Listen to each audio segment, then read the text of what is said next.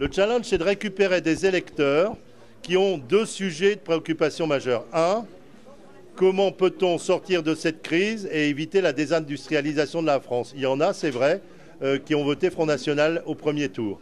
Et plus dans le Nord et dans le Pas-de-Calais qu'ailleurs, c'est vrai. Et de l'autre côté centriste, c'est quelle est la bonne méthode pour nous désendetter? Est-ce que c'est de dépenser plus, comme veut faire M. Hollande, et de faire donc plus d'impôts, ou est-ce que c'est de dépenser moins, et donc de ne pas faire d'impôts en plus? Voilà les deux débats qui seront au cœur du second tour.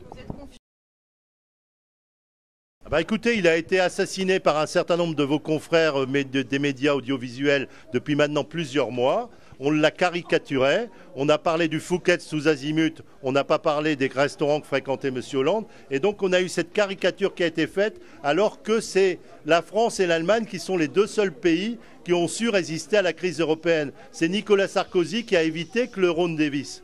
Donc je pense qu'il y a eu depuis plusieurs mois une petite musique médiatique, je ne parle pas de la presse écrite, mais dans une certaine presse audiovisuelle qui a joué dans cette campagne, et puis le fait que M. Sarkozy a démarré sa campagne après la primaire socialiste et que M. Hollande avait pris, c'est clair, avec le matraquage audiovisuel dont il a bénéficié des quelques encablures d'avance dans la primaire socialiste. Maintenant, nous allons dans un deuxième tour, certes qui n'est pas long, 15 jours, mais dans lequel on joue à armes égales.